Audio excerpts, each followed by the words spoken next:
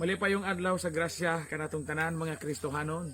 Ang pulong sa Dios kanato karong adlaw nagpahinumdom nato ang atong Ginoong Jesucristo nga ang kamatuoran maoy mopalingkawas og magpalingkawas kanato. The truth will set us free. Kay ang mga tao nga magpuyo kuno sa kamatuoran gawas nun, ug ang mga tao nga wa magpuyo sa kamatuoran naa sa kaulipnan. Nagingon atong Ginoong Jesucristo. Gusto ko nga klaro na to karon, labi na sa mga batanon, kining pulong nga gapos. Hinumdum ko sa gamay pa ko, di ko kalimot, nangawat may kaimito kay gutom kaayo, nagikan mi sa eskwelahan.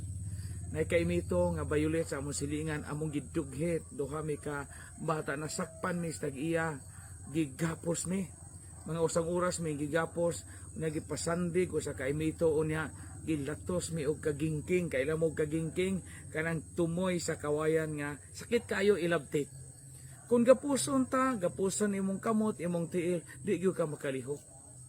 Ingani po sa atong kinabuhi. Daghang mga butang, mga tao, mga pagbati nga makagapos nato. Kining atong mga kasalanan, mga hiwi nga binuhatan kung magpasulabi sa atong kinabuhi, makagapos din nato og di nata makakita sa gitawag og mga hiyas o mga virtues, mga bertud. Ang atong pagbati, garbo, kahakog, kaulit, kalaog, kaulag, kung kini mo'y maghari sa itong kinabuhi, makapagapos kini kanato o makapaulipon kanato. Ang atong pagdumot sa ubang mga tao, ang ato nga kanunay, nga mga kasinatian sa panagbingkil, makapagamay sa itong kalibutan, makapagapos nato.